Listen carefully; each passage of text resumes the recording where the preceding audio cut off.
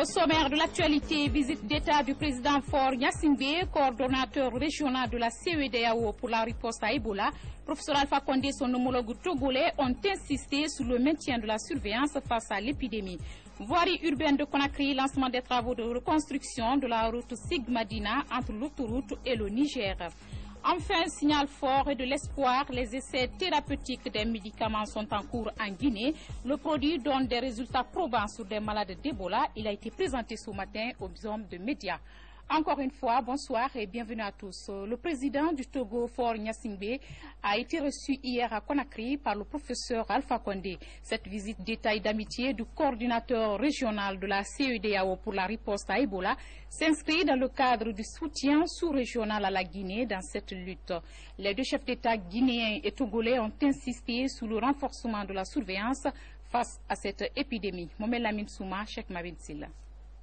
Au palais Séroutouré, tout a commencé par des entretiens à huis clos entre le président Faure Gnassingbé, coordinateur régional de la CEDEAO dans la lutte contre l'épidémie à virus Ebola, et le président Alpha Condé, président en exercice de la Manoriva Union. La situation épidémiologique d'Ebola, la situation sanitaire et la coopération transfrontalière ont été discutées. Professeur Alpha Condé a souligné qu'en fin janvier, les statistiques ont fait état de 8 cas avérés en Guinée. Un net recul qui exige de l'ensemble des partenaires et du gouvernement guinéen à renforcer la surveillance et la sensibilisation. Face à la presse, le président de la commission de la CEDEAO, le Burkinabé Kadri Désiré Ouédraogo, a énuméré les efforts fournis par la CEDEAO dans le cadre de la solidarité envers les 3 pays affectés. Il a rappelé que la CEDEAO prévoit la construction d'un centre régional de recherche pour la prévention des maladies. Je voudrais dire que sous l'égide du président d'exercice de la CEDEAO, un sommet extraordinaire a été consacré à la maladie Ebola le 6 novembre dernier à Accra.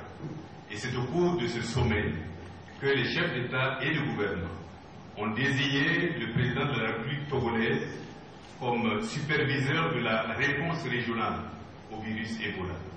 Et depuis cette désignation, son Excellence a immédiatement adopté une feuille de route pour accélérer notre réponse régionale à la maladie.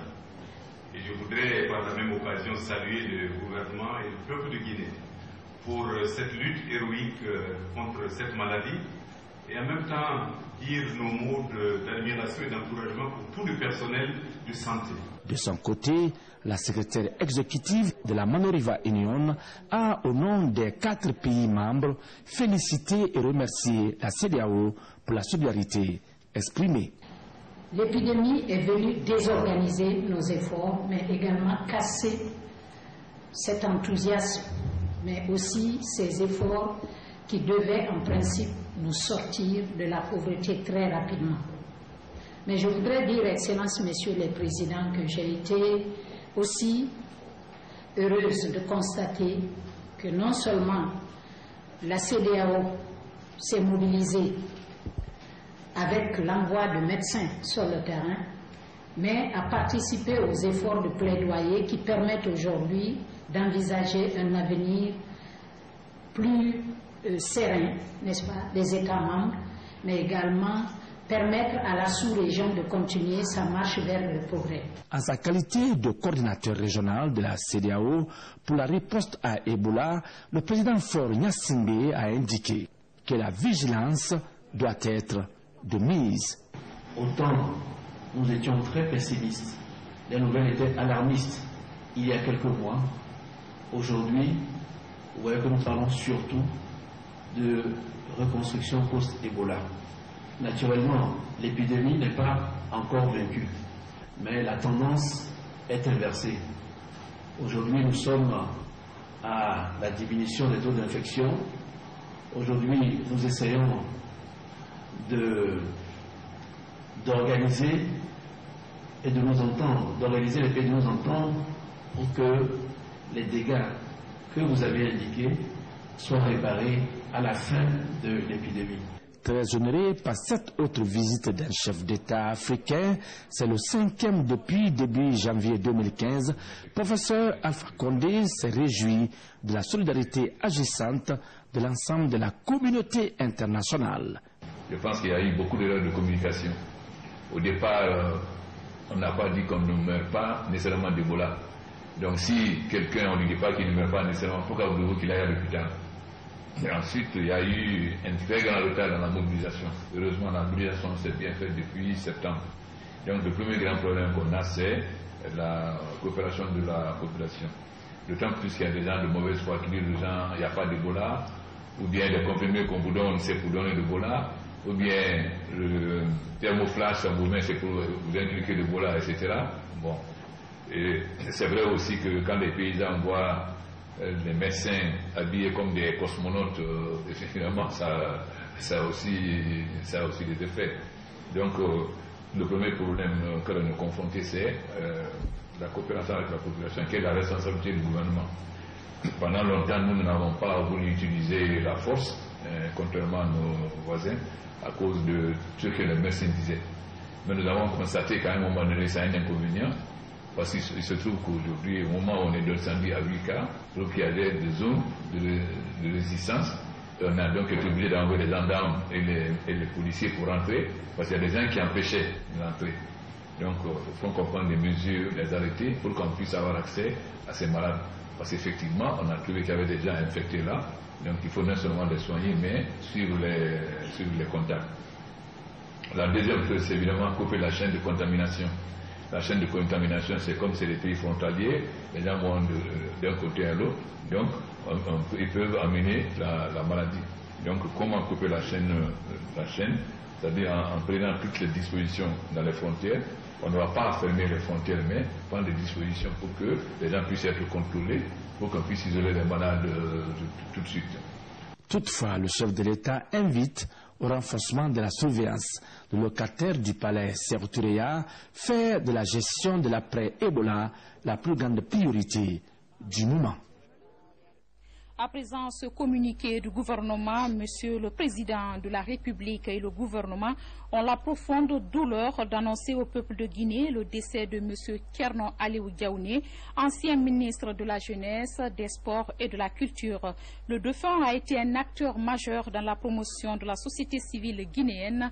Il a aussi dirigé d'importants projets de développement dans le pays. Avant sa mort, il était coordonnateur national du Fonds des Nations Unies pour la consolidation de la paix, PBF. Monsieur Diaouné a rendu l'âme dans la nuit du 6 février 2015 au centre hospitalier sino-guinéen où il a été admis après l'agression dont il a été victime. À cette douloureuse occasion, le président de la République présente ses condoléances les plus attristées et émues à la famille éplorée ainsi qu'au peuple de Guinée. Le Premier ministre, chef du gouvernement, informe par la même occasion que l'inhumation de Thierno Aliou Diaouné est prévue le lundi 12 janvier après la prière de 14 heures. Puisse Dieu accueillir l'âme de l'illustre disparu dans son paradis. Amen. À propos de cet acte odieux et crapuleux, nous recevons M. Sidi Souleymane Ndiaye, procureur de la République près le tribunal de première instance de Dixine. Bonsoir, M. Ndiaye. Bonsoir, madame. Nous vous suivons pour la déclaration que vous avez. Merci beaucoup. Le vendredi 6 février 2015, aux environs de 21h, M. Thierno Aliou Diaouné, ancien ministre des Sports, coordinateur PBF, Fonds de consolidation de la paix, a été assassiné par un groupe d'individus en fuite et activement recherché par les forces de sécurité de la République. Il ressort des premiers éléments d'investigation que dans la soirée du jour dit, un véhicule de couleur blanche de marque Toyota Fortuner appartenant à l'UNICEF, certainement volé par le groupe d'individus, s'est immobilisé juste en face de la pharmacie Papa Ablaye. Quelques instants après, le conducteur a entamé la marche arrière pour s'engager sur la transversale Fossidé T6. Il s'est à nouveau immobilisé à côté de l'université et Sia. C'est alors que des disputes ont éclaté entre les occupants du véhicule, à la suite de quoi des coups de feu ont retenti à l'intérieur. Un corps a été jeté sur la chaussée tout en lui tirant plusieurs balles dessus. Le groupe d'individus a pris la fuite à bord du véhicule en tirant des coups de feu en l'air afin d'intimider les passants et autres témoins. Le corps ensanglanté, jeté à terre, a été très rapidement identifié comme étant M. Tcherno Aliou Diaouné, donc la personne séquestrée à bord du véhicule. Évacué sur l'hôpital de l'amitié sino-guinéen, il est décédé quelques instants après son admission. Les services de sécurité, sous la direction du procureur de la République de Dixine, ont, la même nuit, engagé les enquêtes requises conformément à la loi. C'est pourquoi un groupe d'enquêteurs s'est aussitôt rendu sur les lieux du crime en vue de procéder aux premières constatations. Et les références du véhicule ont été diffusées à toutes les forces de l'ordre. Le corps de la victime est actuellement l'objet d'une autopsie, eu égard aux multiples impacts de balles. Dès la fin de cette formalité, essentielle pour la suite de la procédure judiciaire, le corps sera remis à la famille le dimanche 8 février. C'est l'occasion d'indiquer que le procureur de la République de Dixine a déjà donné des instructions pour que des poursuites contre X du chef d'infraction d'assassinat soient engagées en application de l'article 282 alinéa 2 du Code pénal. Enfin, le procureur de la République réaffirme sa ferme détermination de tout mettre en œuvre afin que toute la lumière soit faite sur ce crime insoutenable. Nous vous remercions. Merci, M. Ndiaye, que l'âme de ce digne fils repose en paix. Amen. La croisade contre Ebola est en passe d'être gagnée en Guinée avec la forte implication des populations. Ce matin, le district de Senkiné, dans la commune rurale de Kalia, préfecture de Forcaria, a mobilisé les Mouriaka. Objectif, afficher leur adhésion à la nouvelle dynamique du gouvernement Zéro Ebola en 60 jours. C'est le Premier ministre qui a présidé la cérémonie. Ousmane Bangora Kabassouma. Nous sommes à Senkiné, commune rurale de Kalia, préfecture de Forcaria. Ici, sans nul doute, les populations affichent leur adhésion totale à la nouvelle offensive du gouvernement Zéro Ebola en 60 jours. Elles l'ont fait savoir au cours de ce meeting de sensibilisation et d'information en présence d'une forte délégation gouvernementale. Le professeur Alpha Condé a beaucoup fait pour ce pays et il continue toujours à le faire. C'est pourquoi nous, citoyens de Senkiné, nous nous engageons à l'accompagner dans sa lutte contre la fièvre hémorragique à virus Ebola. Aujourd'hui à Senkiné, avant-hier c'était à La Soya, il y a moins d'une semaine nous étions encore à Forêt-Moria. C'était dans la même dynamique pour faire en sorte que Ebola soit derrière nous dans 60 jours. Cela grâce à la volonté politique du professeur Alpha Condé et du Premier ministre Mohamed Saïd Fofana.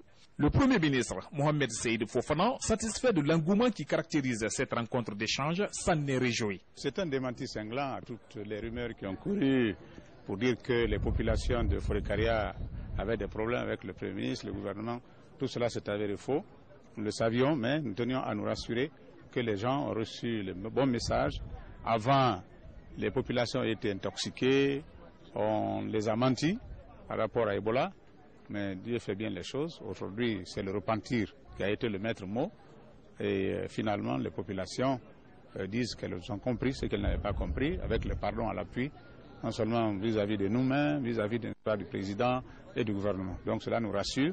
Nous avons donc engagé les populations à continuer dans cette voie, à accepter que chacun contribue à sa manière et à s'incliner ici et partout dans les villages environnants à la lutte que le chef de l'État a engagée et pour que Ebola soit éradiqué complètement dans notre pays. L'implication de Moria dans la lutte contre la fièvre hémorragique à virus Ebola est totale. C'est avec le cœur soulagé que la mission a quitté Moria, après avoir accompli un devoir citoyen de la plus haute importance. Enfin, un signal de l'espoir dans la lutte contre Ebola. Depuis le 14 décembre dernier, les essais thérapeutiques d'un médicament sont en cours en Guinée. Le produit a été présenté ce matin à la presse. Quels sont les résultats atteints par ce médicament?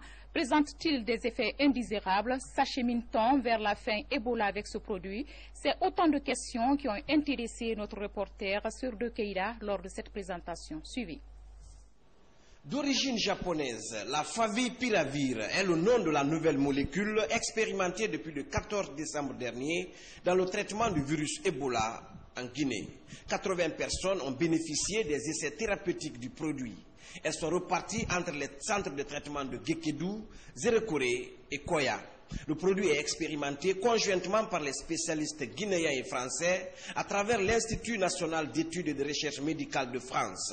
Le nouveau médicament a été présenté ce matin à la presse. Des premiers résultats suggèrent qu'il y a un signal, un espoir avec ce médicament.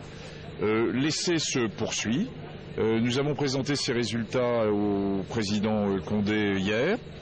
Et en accord entre le partenariat français et les autorités guinéennes, ce médicament devrait être disponible dans les semaines qui viennent sur l'ensemble des centres de traitement Ebola.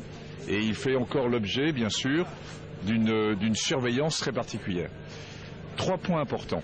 Ce médicament ne sera pas disponible en pharmacie. Ce médicament sera disponible uniquement dans les centres de traitement Ebola. Ce médicament doit être accompagné par une médicalisation. Il y a des règles de prescription qui doivent être respectées. Et l'étude se poursuit sur cette cohorte opérationnelle parce que nous avons besoin d'acquérir de nouvelles informations encore pour savoir exactement ce qui se passe. Cette innovation thérapeutique contre le virus Ebola est le signe de la victoire proche dans l'éradication de la maladie. Cependant, l'administration de la molécule au patient obéit à une série de critères fondamentaux. Même l'essai, on a commencé d'abord 2 semaines auparavant de former les agents de santé qui seront chargés d'administrer ces médicaments. Donc comme c'est un médicament, on ne connaît pas encore tous les aspects autour de ce médicament. On est au début de la mise de l'introduction dans notre armada de traitement. Nous voulons être prudents. Les gens qui nous ont aidés doivent rester ici jusqu'à ce que nous puissions en tirer des conclusions assez prometteuses pour non seulement la Guinée, mais pour toute l'humanité. Car je vous rappelle, c'est le premier pays aussi qui a utilisé ce médicament dans le cadre d'Ebola. Sur les 2640 cas confirmés au virus Ebola depuis le début de l'épidémie en Guinée, 987 malades sont sortis guéris des différents centres de traitement du pays. L'introduction de cette molécule dans la chaîne thérapeutique du virus devrait davantage améliorer le taux de guérison de la maladie. Elle devrait booster l'offensive enclenchée depuis 1 mois contre l'épidémie. Une épidémie qui connaît une légère recrudescence ces derniers jours. Autre grand titre de ce journal, le lancement des travaux de réhabilitation de la route Sigmadina dans la commune de Matam sur une longueur de 300 mètres entre l'autoroute et le Niger. Présent sous les lieux, le ministre des Travaux publics a exhorté les riverains à libérer l'emprise de la chaussée pour faciliter les travaux. La réalisation de ce nouveau chantier est confiée à la société brésilienne OAS. Yaya Silla, compte rendu. Le tronçon Constantin Medina Marché, les travaux avancent. Après les excavations sur la chaussée à 1,5 m de profondeur, des blocs de granit sont utilisés pour assurer le remblayage des couches latéritiques avant d'appliquer le béton bitumineux. La livraison de cette route est prévue dans moins de 2 mois. Les travaux évoluent très bien. Je pense que c'est très bien aussi suivi par le département des travaux publics qui nous suit de près, qui font et surtout la direction de la voirie qui s'occupe, qui a une très très bonne collaboration avec la compagnie OAS. On est très content parce qu'on est en train d'exécuter dans des travaux, dans des délais que nous avons engagés et je crois bien que les 2 marchés vont finir dans de meilleures conditions. Et j'espère bien que l'administration et la population s'en sera contente avec nos travaux. Un autre chantier est ouvert ici à la Sigmadina, reparti en 2 tranches, l'une 118 mètres et l'autre 253 mètres. L'OS qui exécute les travaux se heurte là à des problèmes d'occupation de la chaussée. Le ministre des Travaux publics est venu apporter son coup de pouce face à l'exécution des travaux. À la fin de ce tronçon, il y a une usine de tôle Tafagui qui a mordu sur plus de 2 mètres.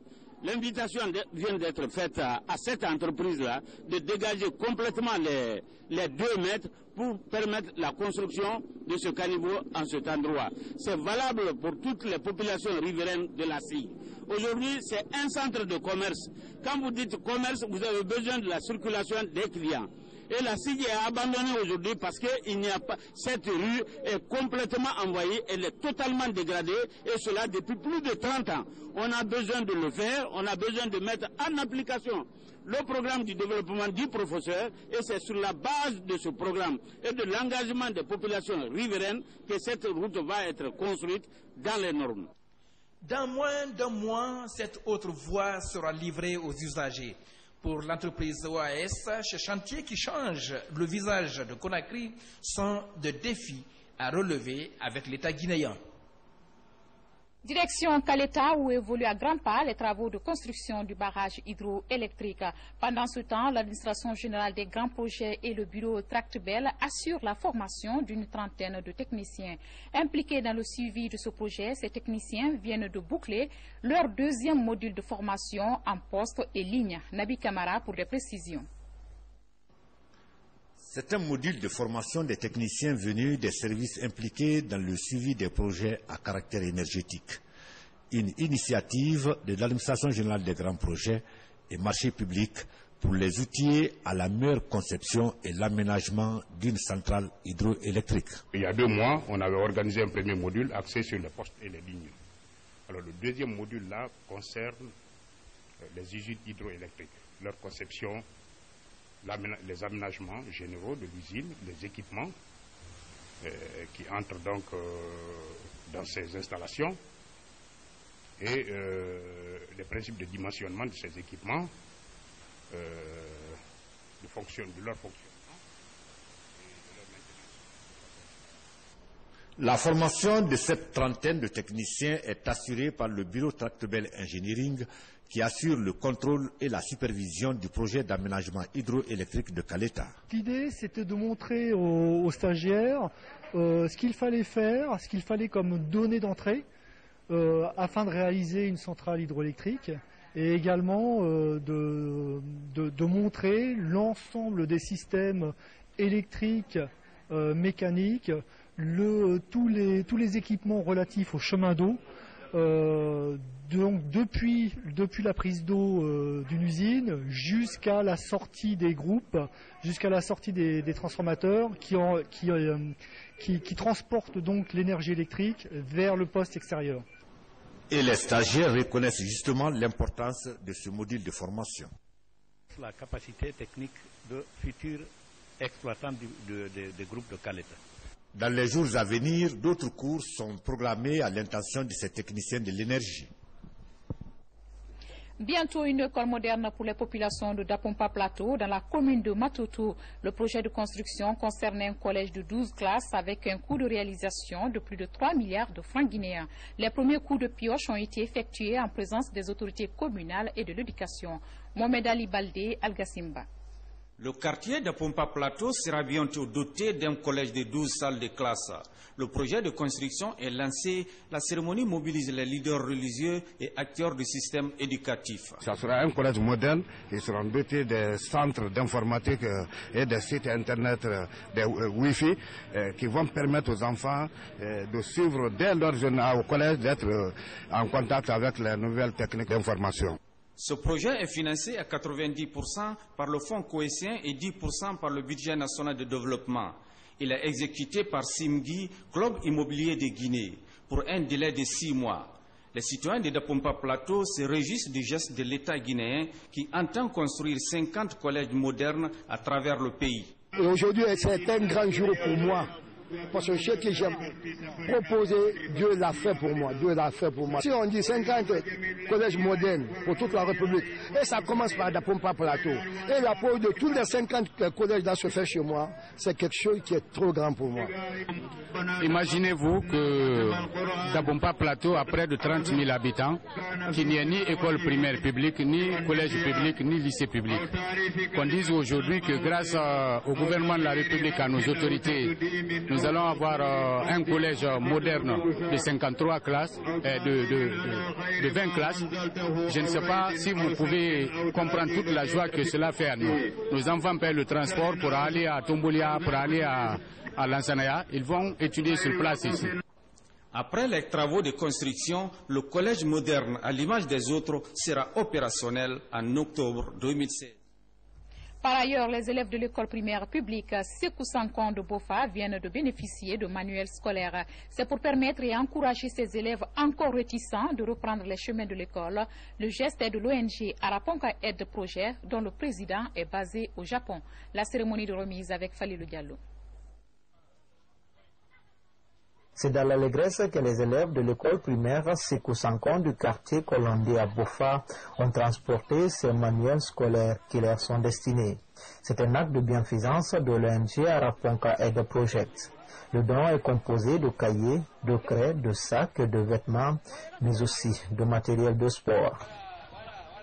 Ça a été une joie, une liesse au niveau aussi bien des enfants que des parents d'élèves de recevoir ces dons qui nous viennent directement du Japon, de notre frère qui y habite et qui est le président de l'ONG, notre frère Ousmane Sankan, qu'on appelle communément Sankan-san au Japon. La cérémonie de remise a mobilisé autour des élèves, les sages et les autorités locales. Cette année, nous sommes encore très contents parce que c'est une année spéciale pour nous. Avec l'affaire d'Ebola, les parents d'élèves ne laissent pas venir les enfants comme il faut. Mais avec votre geste, les fournitures qui viennent d'arriver, les enfants vont venir beaucoup. Donc on les remercie beaucoup, on les remercie et on les remercie. Araponka Aide Project a déjà réalisé à Boufa des écoles, des mosquées, des centres de santé et des forages. Le tout dans l'optique de lutter contre la pauvreté. Autre acte de solidarité, cette fois-ci en faveur des populations de Fria. Elles ont reçu un lot de produits alimentaires en vue de faire face à la crise qui perdure dans leur cité. Mohamed Sankan, de retour de la cité d'Alumine.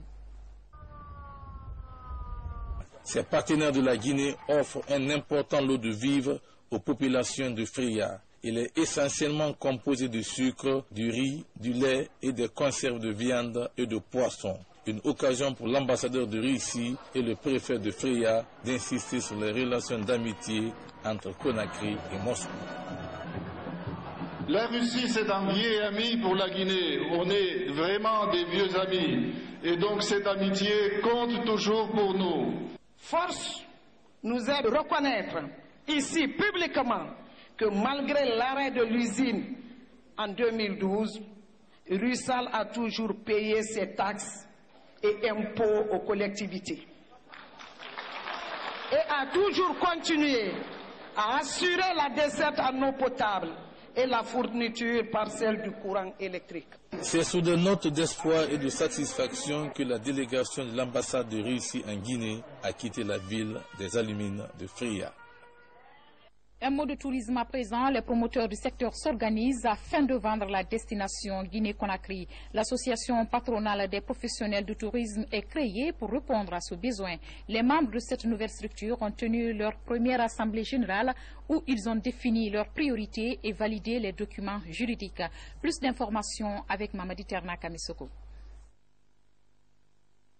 La Guinée peut être une destination privilégiée pour les touristes étrangers compte tenu de son potentiel touristique. Mais pour cela, les sites ont besoin d'être viabilisés et valorisés. L'association patronale des professionnels du tourisme, APETOUR, est née. La jeune structure nourrit des ambitions. Nous avons jugé opportun et judicieux de nous organiser avec tous les nouveaux professionnels qui sont venus en Guinée. On n'avait pas ces hôtels 4 étoiles, 5 étoiles et tous ces nouveaux restaurants de classe internationale qui s'ouvrent en Guinée. On ne pouvait pas rester en retrait.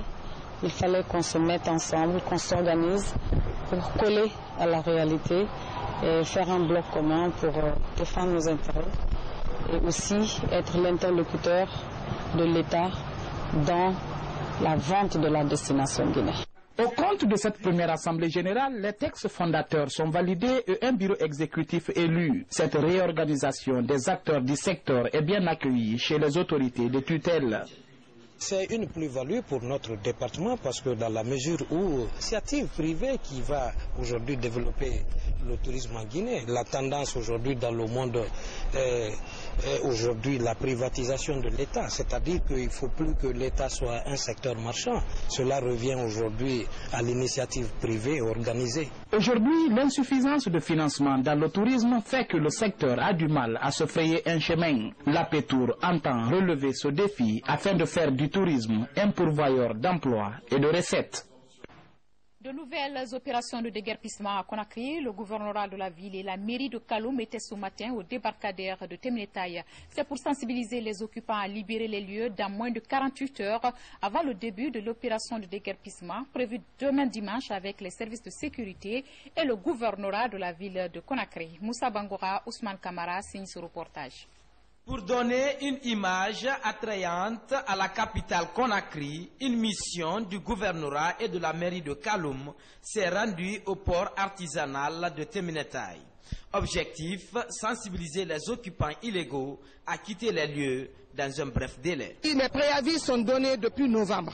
Il ne faudrait pas qu'ils restent maintenant parce que tous ceux qui ont quitté le petit bateau sont venus aussi se déverser vers là. Donc au départ, ce n'était pas aussi grand comme ça. Mais nous avons constaté que tous les jours, ils sont en train de construire. On ne peut pas laisser ça. Bientôt, l'inauguration de cet hôtel. Ces bunkers et autres taudis installés dans les périphéries du port sont devenus des nids de bandits et de prostituées. Une situation que les autorités ne tolèrent point. Temnetaï est devenu le nid de bandits, le nid de drogués, le nid de prostitution. Et nous continuerons à traquer tous les bandits, tous les malfrats de quelque alibi qu'ils soient. Ce dimanche, l'opération de déguerpissement de ces cabarets de Temnetaï sera effective. Elle est la suite logique de l'assainissement des points noirs situés le long du littoral.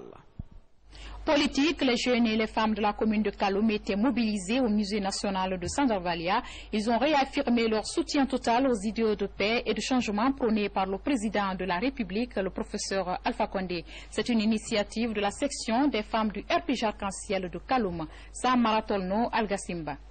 Sensibiliser les populations de la commune de Kaloum pour leur adhésion au programme de développement du professeur Alpha Condé est la toile de fond de cette rencontre. Venus de tous les quartiers de cette commune, ces jeunes et femmes appellent les populations de Kaloum à la culture de la paix. L'initiative est de la section des femmes du RPG Arc-en-Ciel. C'est le lieu de vous convier, chères sœurs, à l'amour, à la tolérance et la confiance mutuelle, à faire preuve de sagesse et de compréhension pour que notre grand parti, le RPG Arc-en-Ciel et ses militants puissent s'épanouir. Nous voudrions que tous les projets, les méga-projets que le professeur Alpha Condé a eu à mettre en place puissent terminer. C'est pourquoi ces femmes se sont décidées de soutenir le professeur. La détermination des jeunes et femmes de cette commune a accompagné le professeur Alpha Condé dans son élan de développement et salué par les autorités politiques du RPG Arc-en-Ciel. Les femmes ont démarré. Du reste, vous verrez, nous sommes impliqués. Dans les semaines à venir, ces femmes comptent élargir cette campagne de sensibilisation aux autres communes de la capitale. Bref, et en image à l'international, le ballet diplomatique à Kiev pour résoudre le conflit ukrainien qui se poursuit. La chancelière allemande Angela Merkel et le président François Hollande ont rencontré hier vendredi le président russe Vladimir Poutine, accusé de soutenir activement la rébellion en cours dans l'est de l'Ukraine. Poutine nie toute ingérence de son pays. Après plusieurs heures de négociations, un plan de paix a été enfin trouvé, mais le contenu du dit plan n'a pas été encore dévoilé. En bref, InfoCan, la 3e place de la Coupe d'Afrique des Nations a été raflée ce soir par l'équipe de la République démocratique du Congo. Après un match très accroché, les Congolais ont fini par dominer la Guinée équatoriale, pays organisateur, lors de la séance des tirs au but. Demain, à l'affiche, la grande finale Côte d'Ivoire-Ghana, dont vous suivrez la retransmission en direct de Malabo sur la télévision nationale. Mesdames et messieurs, voilà qui met fin à cette édition. Merci à tous de l'avoir suivi et excellente suite de programmes télévisés.